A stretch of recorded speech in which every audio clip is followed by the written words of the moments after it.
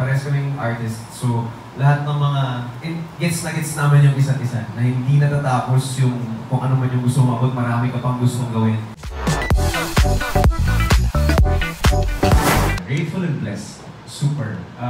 Tinatanong din sa amin ng mga tao yun na parang ano yung nararamdaman nyo ngayon, na ganito yung success. And may nagtanong sa akin last time na, kaiba yung tanong niya, sabi niya, madaling mag-pray pag may ano kayo, may kailangan ka. Pero ano yung prayer mo ngayon? Na eto yung mga na-achieve mo ngayon. Yung isa sa mga tinanong sa akin. Tapos yung sagot ko doon was, parang, you just, puro gratitude na lang yung prayer ko. And every time that we step up on stage ngayon, we never take the stage for granted. Lagi namin nilalagay sa sarili namin na,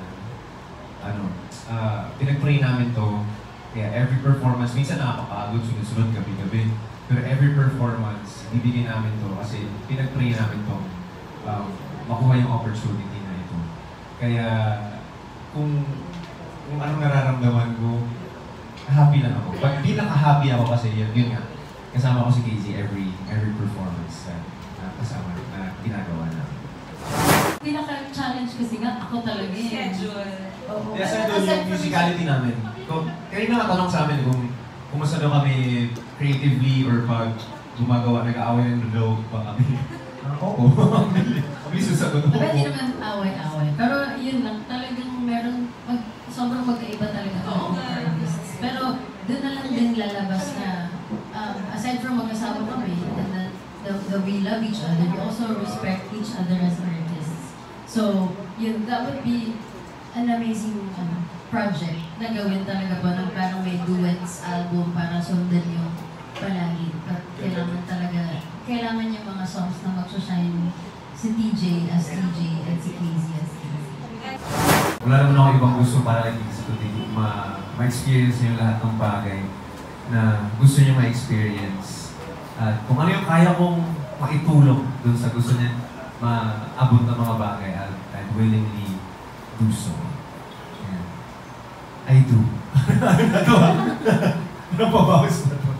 Yun lang, gusto kong sana maabot niya yung dreams niya as an artist. Kasi parehas kaming artist. So, lahat ng mga, gets na gets naman yung isa't isa. Na hindi natatapos yung kung ano man yung gusto mo abot, marami ka pang gustong gawin. But we also remind each other na take each day as it comes. Parang dahan-dahan lang, enjoy natin yung kung ano man yung meron ngayon at meron man yung araw-araw. For sure, we're gonna do different sets ng ibang KZ set, DJ set.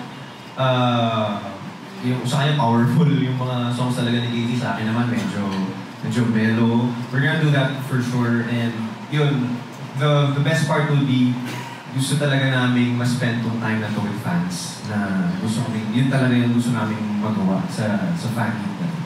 Parang, of course, there will be music, pero I think dun sa fan meet, yung music is bonus na lang. Yes. Kasi mas more on like, we just want this to be like a really big bonding time